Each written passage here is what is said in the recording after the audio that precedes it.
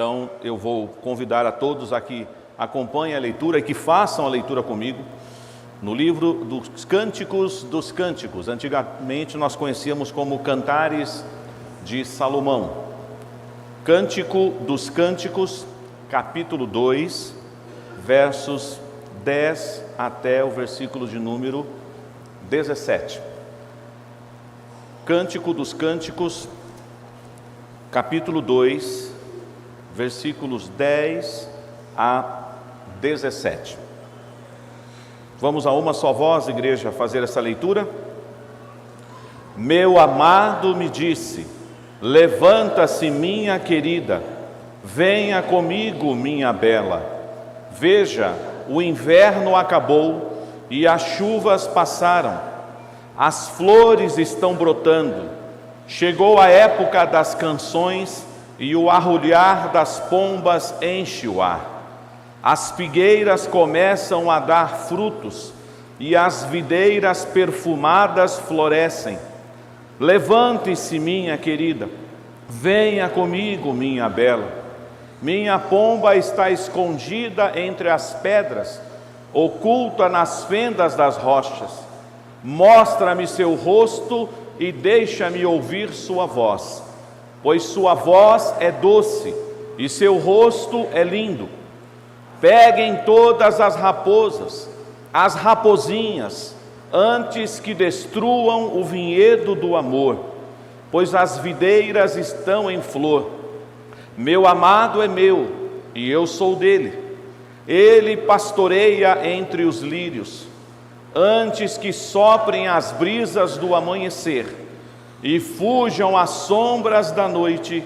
Volte para mim, meu amor, como a gazela, como o jovem servo nos montes íngremes. Mais uma vez, o versículo de número 15. Peguem todas as raposas, as rapozinhas, antes que destruam o vinhedo do amor, pois as videiras estão em flor. Vamos orar? Senhor Deus, que o Senhor mais uma vez nessa noite edifique a tua igreja, cada casal, cada família aqui representada, através da mensagem que o Senhor já preparou para nós e por esta passagem que acabamos de ler. Ilumina-nos com teu Santo Espírito. Nós oramos em nome de Jesus. Amém.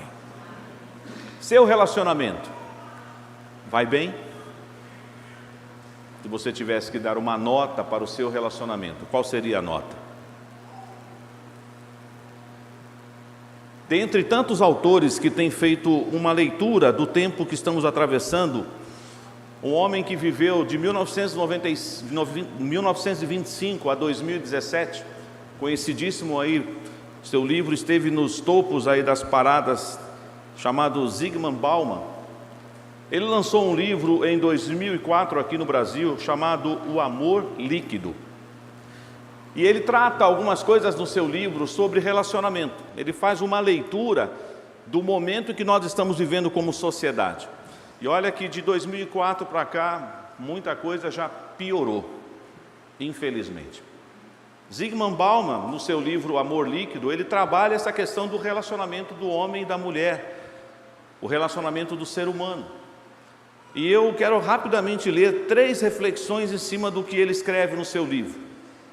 A primeira delas é esta: os relacionamentos seguem a lógica das mercadorias, ou seja, se existe algum defeito, podem ser trocadas. Por outro lado, porém, não existe a garantia de que gostem do novo produto. Veio com algum defeito? Troca-se, assim ninguém sofre. No entanto, as consequências deste novo padrão de relação social fragiliza a confiança no próximo. Em outras palavras, poderíamos dizer que os relacionamentos humanos correm o risco de extinção. Outra reflexão: um dos principais fatores para a mudança das relações entre os homens, entre os seres humanos, é a era da informação e da internet, que trouxe uma espécie de interação superficial entre as pessoas, na qual o virtual passou a ser mais importante, por ser mais confortável do que a realidade, do que o real. Não há mais o que se preocupar quando você quer se desconectar de alguém. Primeiro, você o bloqueia e depois você o deleta e cancela. Outra reflexão: quando as relações apresentam dificuldades, nos mantemos distantes delas. E é nesta superficialidade que navegamos. Olha só que coisa séria. As relações sólidas estão cada vez mais raras e mais fracas. Quando aparece um problema, a relação simplesmente se desfaz, simplesmente se quebra. Não há movimentos de resgate, não há recuperação. Zygmunt Bauman, ele não falou algo que nós sabemos. Da onde é a origem de tudo isso? Do homem estar separado de Deus, da morte espiritual, da depravação total e do pecado. Mas é interessante que dentro da graça comum, um homem que era um sociólogo, que nasceu na Polônia, filho de judeus, ele já era um homem de idade bem avançada quando ele escreve este livro e outros dessa mesma linha. E ele consegue captar o contexto que nós estamos vivendo. Ele tem uma frase que se tornou conhecida, que muitas vezes as nossas relações é como se você pegasse um punhado de areia nas mãos, mas elas se escapam pelos dedos. Seu relacionamento é sólido ou é líquido? Talvez alguns diriam, pastor, mas o líquido é bom, porque ele é mais fluido, ele se adequa a várias situações, mas esse é o perigo. Nós trabalhamos com absolutos, nós trabalhamos com valores bíblicos inegociáveis, e desde que o Senhor criou e instituiu a família, Ele já deixou bem claro como nós devemos viver em família, como marido e esposa. Mas eu creio que as reflexões que eu acabei de ler sobre esse livro, Amor Líquido, servem para mostrar para nós um pouco o que está acontecendo por aí, com as pessoas com quem você trabalha, com parentes talvez da sua própria família e talvez, quem sabe, até no seu casamento. Relações líquidas, frágeis e que estão prestes a quebrar. O texto que nós lemos se encontra num livro pouco lido por nós. Talvez alguém diria assim, olha pastor, quando eu estou lendo a Bíblia toda, quando chega aqui eu pulo, porque eu não consigo compreender que isso aqui faz parte da Bíblia, do cânon sagrado, um livro que fala tanto de beleza, de declaração de amor, alguns textos até, algumas palavras sensuais, falando do corpo da mulher, do corpo do homem. Eu fico até vermelho, pastor, eu fico até vermelha quando eu leio esse livro. Então eu não leio o Cântico dos Cânticos. Eu acho que esse livro é um livro bonito, é poesia, mas poderia ser colocado em outro lugar. E aí é o perigo que a gente corre. Porque quando você declara que você crê na suficiência das Escrituras e na inerrância da palavra, Cântico dos Cânticos faz parte da Bíblia. Por que será que esse livro está na Bíblia? Por que será que aprove ao Senhor colocar Cântico dos Cânticos na Bíblia? É importante o que esse texto fala para nós? Nós lemos um trecho do capítulo 2, mas quem já leu todo o livro, ou ainda lerá, e eu recomendo que faça isso, haverá de perceber que a tônica desse livro é exaltar a beleza do amor e do sexo criado por Deus. A beleza da intimidade do homem e da mulher.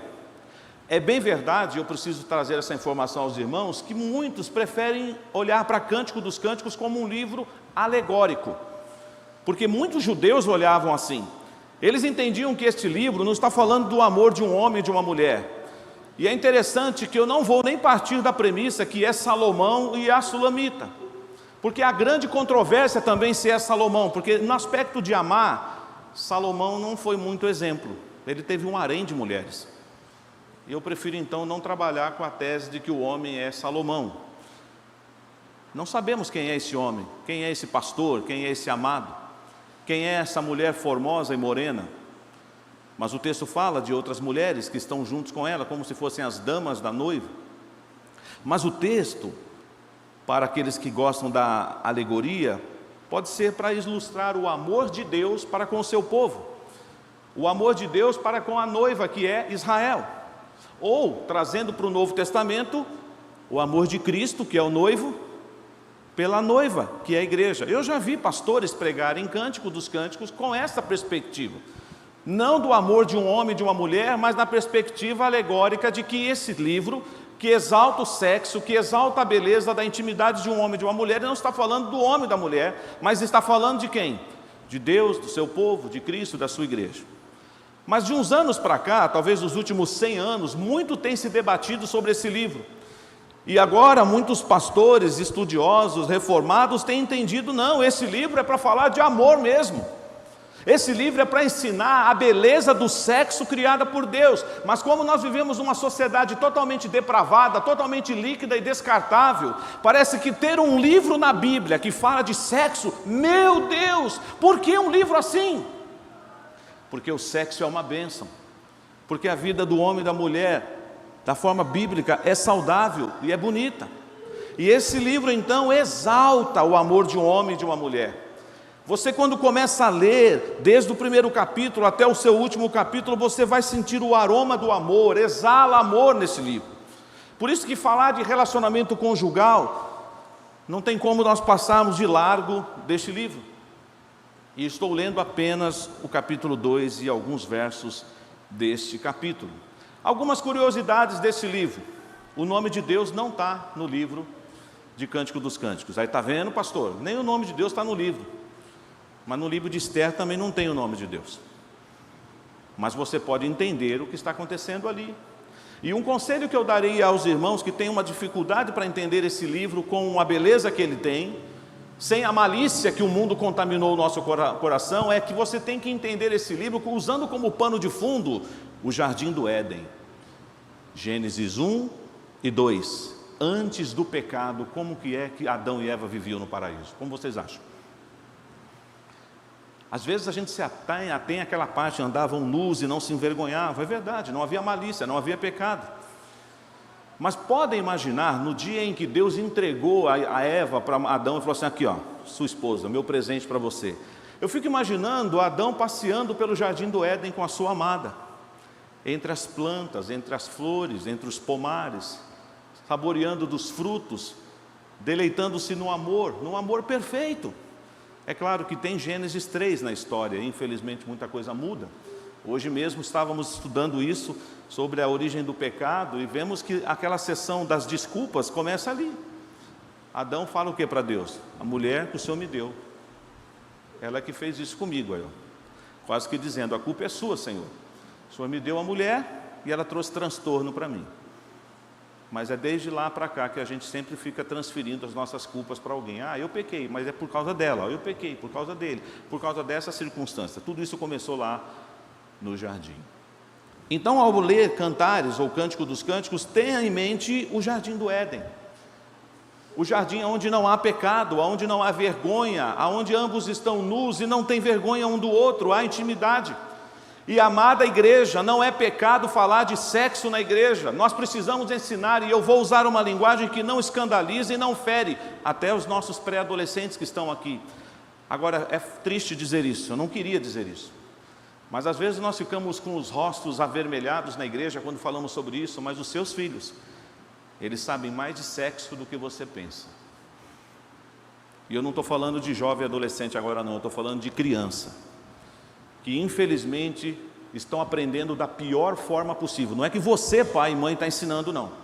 Você está fazendo a sua parte.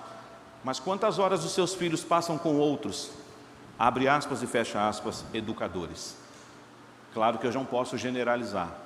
Ainda tem, louvado seja Deus, excelentes educadores, excelentes educadoras que estão ensinando corretamente princípios e valores da família aos filhos, as crianças que estão sob o seu controle por algumas horas semanais. Mas as crianças já sabem muito mais de sexo do que você possa imaginar. Mas falar de sexo na Bíblia é algo correto, é o manual da família, é o manual do amor. E nesse caso, tem uma outra curiosidade. Este livro, depois que o povo, sobretudo os judeus, posteriores entenderam que era um livro alegórico, eles entendendo que é o amor de Deus pelo seu povo. Olha que coisa interessante, não todos os judeus, mas alguns judeus. Sabe o que eles fazem com esse livro na Páscoa? Aí você diz, Páscoa? Combina com isso? Eles leem o livro de Cântico dos Cânticos na Páscoa. Então não há nada de indecente, não há nada de irreverente à leitura desse livro. Eu estou gastando um tempinho aqui nessa introdução, e reconheço um pouco longa, para desmistificar de uma vez por todas, pelo menos essa é a minha intenção, que Deus me ajude, que esteja iluminando seu coração, para você não sair dizendo daqui, não gosto desse livro, pastor.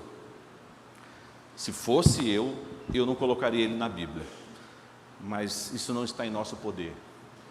Quem determina isso e quem já determinou foi Ele. Veja esse livro como um manual do amor, como um homem se declarando para sua amada e como uma amada se declarando para o seu amado. O capítulo 2, então, mostra para nós um contexto de alegria. Vejam comigo a leitura que eu vou falar pausadamente agora. Você pode ler depois as outras partes desse livro, mas eu vou me ater aqui ao capítulo 2, do verso 10 em diante. A noiva está dizendo, amado, o meu amado me disse, levante-se, minha querida, venha comigo, minha bela. Veja, o inverno acabou e as chuvas passaram. A primavera está chegando. Muitos dizem que a primavera é a estação do amor, é a estação das flores, é a estação mais bela. E não vou trabalhar isso hoje, mas em que estação o seu casamento está? No verão? No início? Muita alegria? Ou as folhas já começam a secar e a cair, seu casamento está passando pela fase do outono? O inverno chegou e seu casamento congelou? Ou você está vendo a renovação do amor no seu casamento através da primavera? Ele está falando disso. E ele fala então aqui para nós, as flores estão brotando, verso 12, chegou a época das canções, e o arrulhar das pombas enche o ar. Percebam, tentam construir esse cenário, eles não estão num lugar feio, eles estão num lugar muito bonito. Tenta imaginar um parque, um bosque, um lugar que você foi com o seu namorado, com a sua namorada, com o seu esposo, com a sua esposa. Talvez um campo de lavandas, ou um campo de orquídeas, um campo de tulipas, um lugar em que você estava caminhando com a sua amada, com o seu amado, e você ficou encantado com aquele lugar. Temos em alguns lugares aqui do Brasil o privilégio de visitar. Aqui mesmo na Zona Leste, embora eu não levei ainda a minha amada, mas quero levá-la no Parque do Carmo. Me disseram que lá é a coisa mais linda, na época das cerejeiras. Para que você que nunca foi lá, quem sabe, deixe as crianças com a vovó e o vovô e vai dar um passeio com a sua amada, com o seu amado entre as flores. Vale a pena. É a primavera. Queridos irmãos, o texto diz que as figueiras começam a dar frutos, as videiras perfumadas florescem. Sabe quando você vai nesses lugares e você exala aquele cheiro gostoso? A Rosângela gosta muito de flores, e desde que nós namoramos sempre foi assim, ela ama. A gente até brinca que ela vai enchendo de planta lá em casa, né?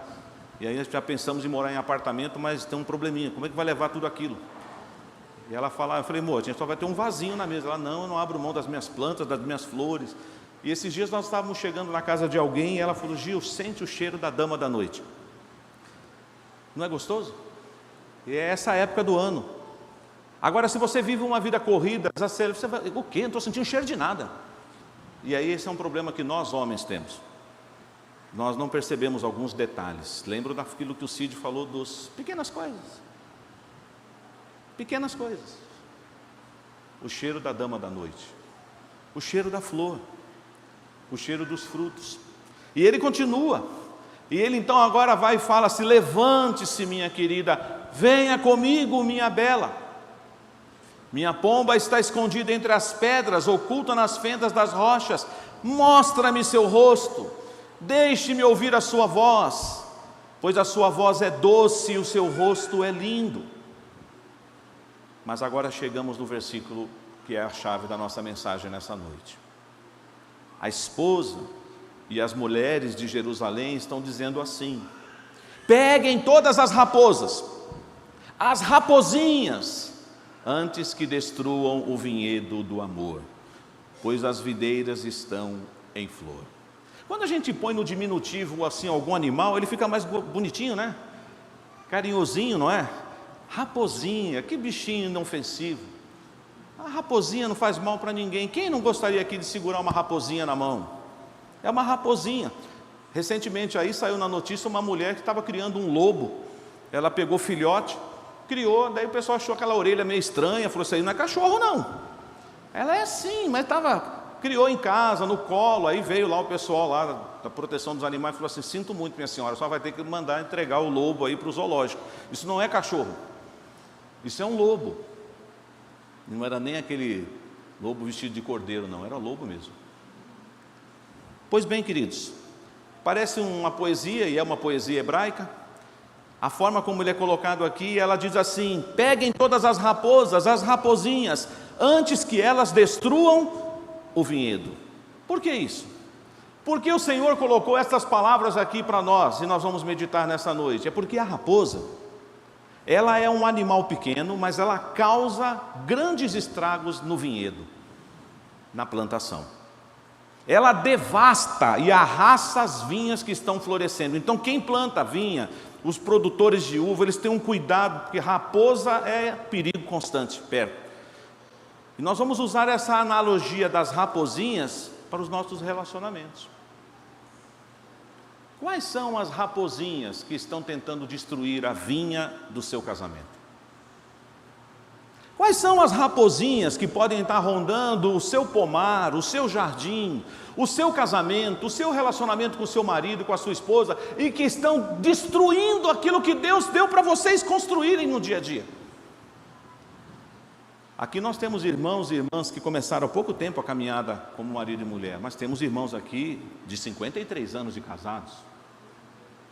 Dona Silvia, presbítero Nelson, e tantos outros, com quem nós precisamos aprender como chegaram até aqui. E eu imagino que eles tiveram que enfrentar muitas raposinhas, e nós também. Aos solteiros, já vai aprendendo, para quando Deus te presentear com a amada e com o amado, você também fique esperto, para cultivar e guardar o jardim que Deus vai te dar, porque as raposinhas, elas estão por aí. Elas são quase que imperceptíveis, mas elas causam um grande estrago. Mas de onde elas vêm? De onde é que surgem essas raposinhas que tentam minar os relacionamentos do homem e da mulher, do marido e da esposa? Infelizmente, irmãos, como efeito colateral do pecado, as raposinhas vêm do nosso orgulho, da nossa soberba. Infelizmente, até entre maridos e mulheres há esse pecado, o pecado do orgulho e da soberba. E isso então brota no coração, como já temos ainda a velha natureza em nós, e as raposinhas começam a ganhar espaço, e começam a entrar nos vinhedos, e começam a devastar. E conforme está aqui o texto, quando ele diz assim, que nós precisamos tomar cuidado, porque elas podem destruir o vinhedo do amor. E ela fala assim: as videiras estão tão floridas, tão belas, tomemos cuidado com as raposinhas. Eu não vou expor mais o texto, mas eu vou agora trabalhar de forma até um pouco alegórica, pegando a raposinha aqui como exemplo, para as raposinhas que podem estar rondando o seu casamento.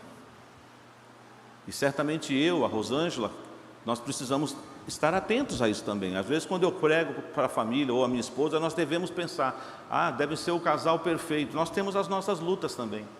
Se Deus permitir, vamos completar 31 anos de casados agora em setembro. As raposinhas muitas vezes aparecem por lá na nossa vinha, tentando destruir o nosso amor. E você?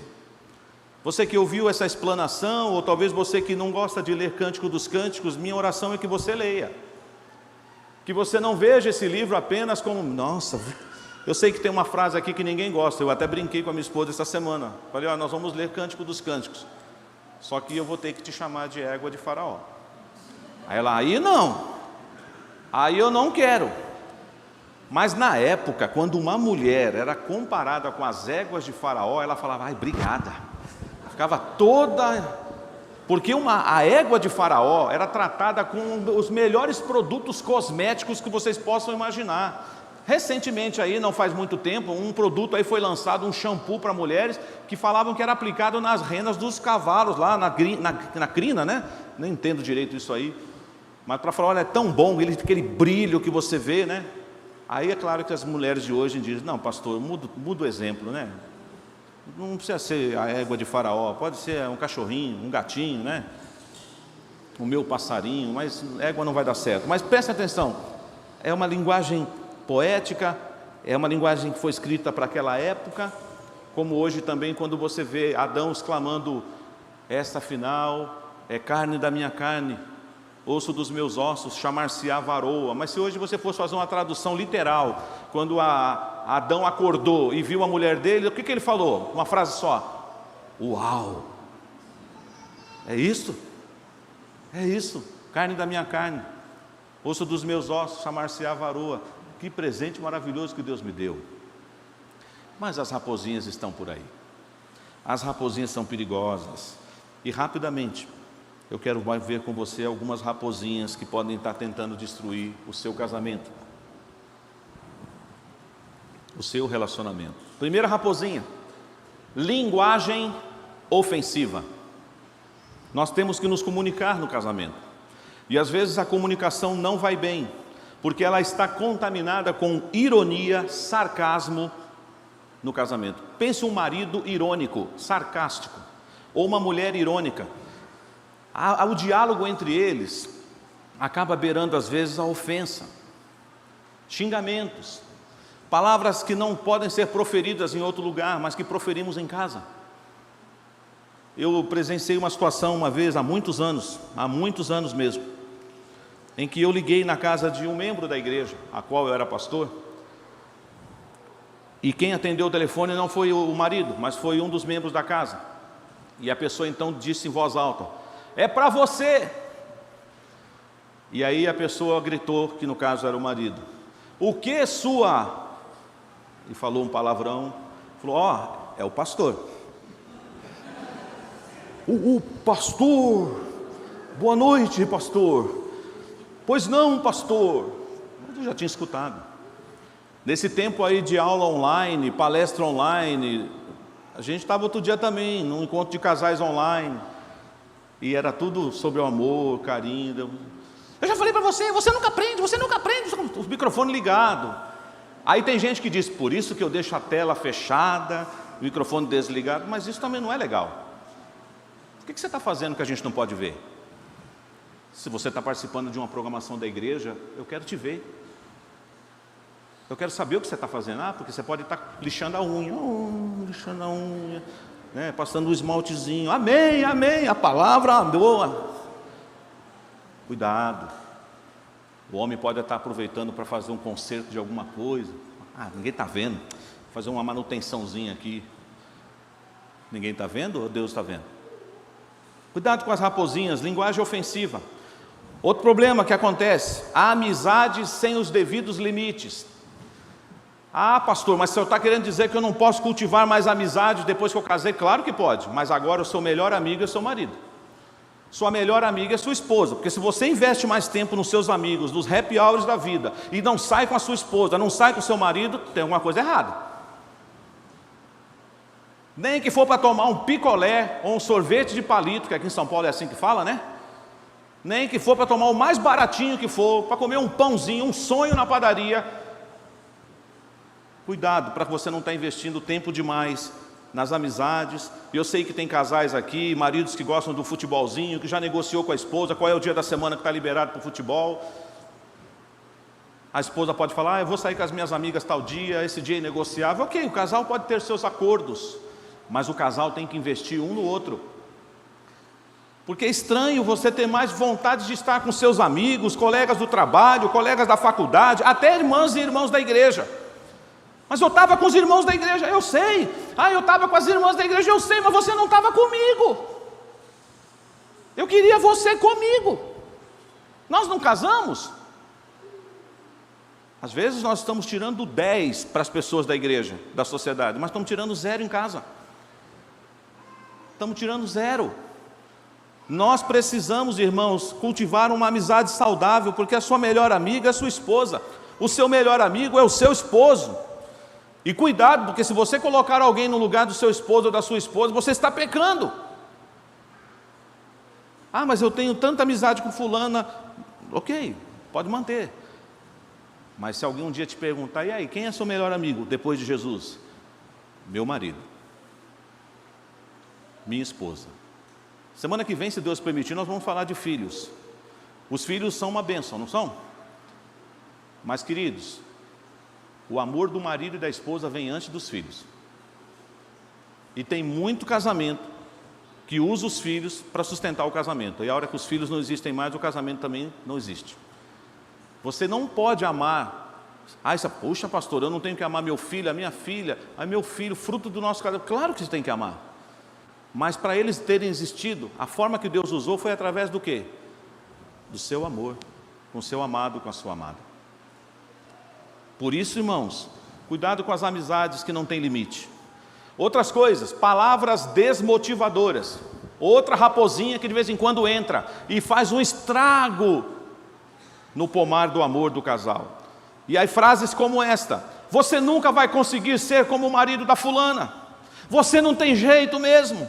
Você esquece logo desse sonho porque você não tem capacidade para realizá-lo. E essas palavras vão matando, vão minando, vão destruindo o casamento e vão ferindo no mais íntimo do ser do marido ou da esposa. Essa raposinha, ela é terrível. Palavras desmotivadoras. E junto com ela vem uma coisa terrível ainda: o momento da indiferença. Gente, isso é horrível em qualquer relação, mas imagine num casamento. O que é uma pessoa indiferente? Ela faz de conta que o outro não existe. Eu sei que vai ser um pouquinho forte aqui isso que eu vou dizer, mas preciso ser dito. Se você vai tratar o seu marido com indiferença, ou vai tratar a sua esposa com indiferença, por que você casou? Ficasse solteiro. Por que você casou? Vou começar com os homens aqui. Por que você tirou a sua esposa da casa do pai dela, se você não vai cuidar dela? Ficasse solteiro. Você tirou ela da casa dos pais dela para tratá-la com indiferença. Isso é pecado. Você aceitou morar com ele, mas você agora o trata com indiferença, com desprezo, com linguagem ofensiva. Você sai sempre porque... Eu recebi esses dias, até participando lá do Conexão com Deus, há um mês atrás mais ou menos, e o pastor Hernandes falando sobre casamento. Até ele falou: vou fugir à regra hoje, não será um sermão expositivo.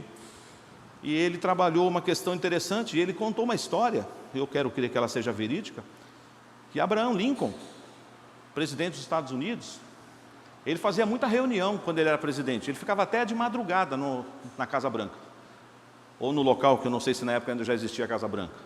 Aí perguntaram: mas por que você faz reunião até de madrugada? Para chegar em casa, minha mulher já está dormindo. Porque eu não quero conversar com a minha mulher. Então eu faço um monte de coisa, eu faço hora extra, eu puxo 2 trabalhos, porque da hora que eu chegar, ela já está dormindo. Aí, nosso casamento é uma bênção. Cuidado. Cuidado com essas raposinhas que podem estar rondando a nossa casa e a gente nem percebe. E uma coisa puxa a outra, porque a indiferença vai nos levar a quê? Ao desprezo.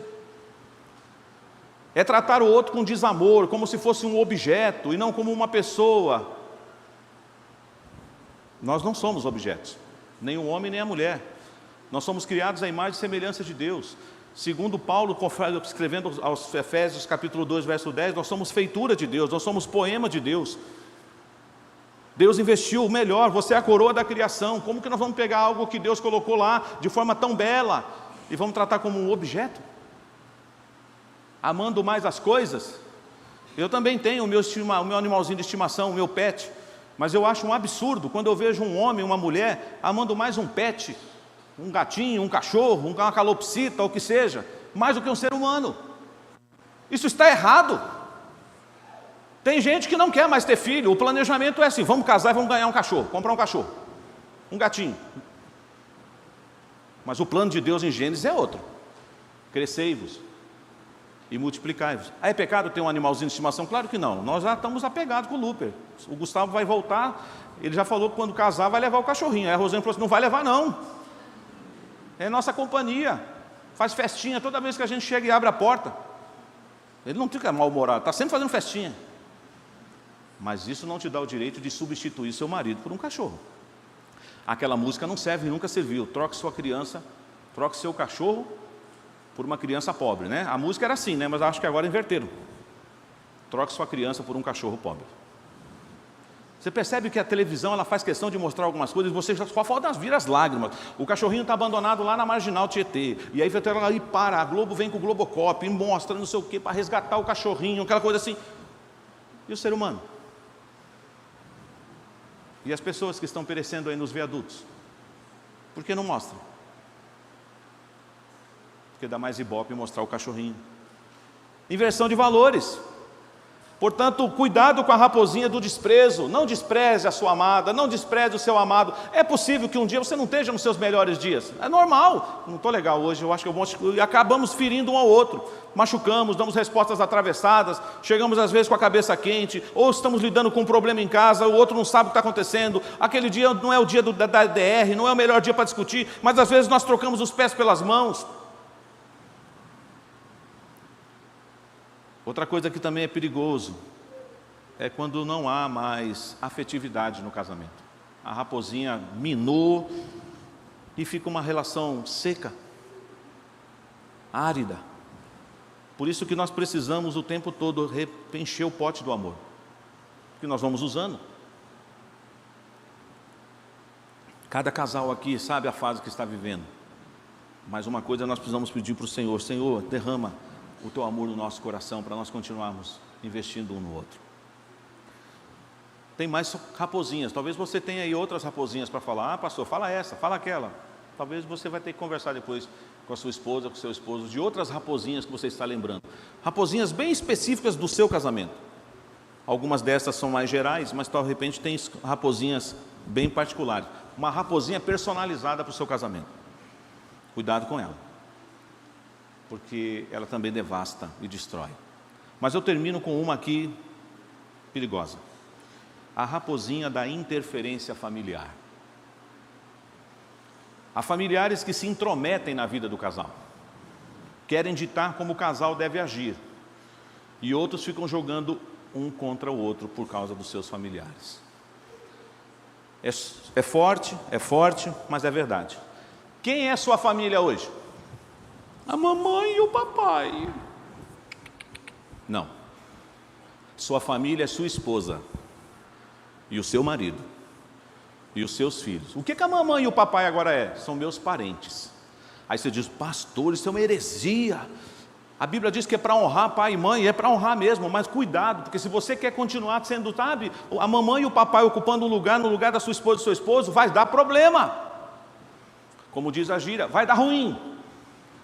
Com isso a Bíblia não está ensinando você a desprezar pai e mãe, a não ter contato com a família, a não cuidar dos irmãos, não amar o cunhado. Tem gente que não ama o cunhado, o sogro, a sogra, o genro, a nora.